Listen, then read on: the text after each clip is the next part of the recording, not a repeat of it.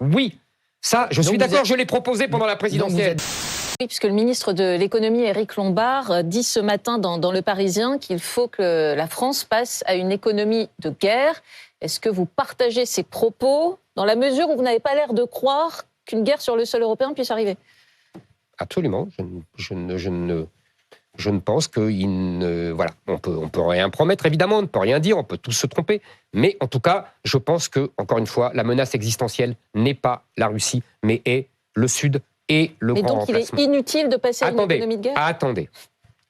Moi, j'aimerais que M. Lombard, avant de parler d'économie de guerre, arrive à réduire son budget et à arrêter les gaspillages de l'État. Vous voyez, il est ministre de l'économie et des finances.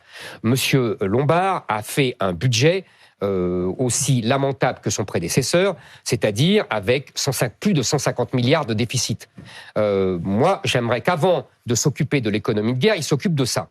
Deuxièmement, oui, mais cela étant dit, vous ne me répondez pas sur l'économie de guerre. Je vais vous répondre. J'ai demandé, pendant la présidentielle, j'ai dit que la France avait un devoir de puissance et j'avais prévu un effort de réarmement et de dépenses budgétaires consacrées à l'armement énorme, de 400 milliards.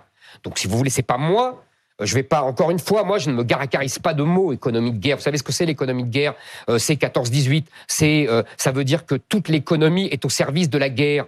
C'est n'importe quoi. Oui, mais, voilà, on n'est pas en guerre, c'est pas vrai. Mais quand il faut arrêter. Macron Donc, en revanche, pardon, je vous finis. En revanche, si ça veut dire qu'il faut réarmer, qu'il faut accentuer les cadences, qu'il faut commander plus d'avions, plus de chars, plus de tanks, etc., oui, ça, je suis d'accord, je l'ai proposé pendant la présidentielle.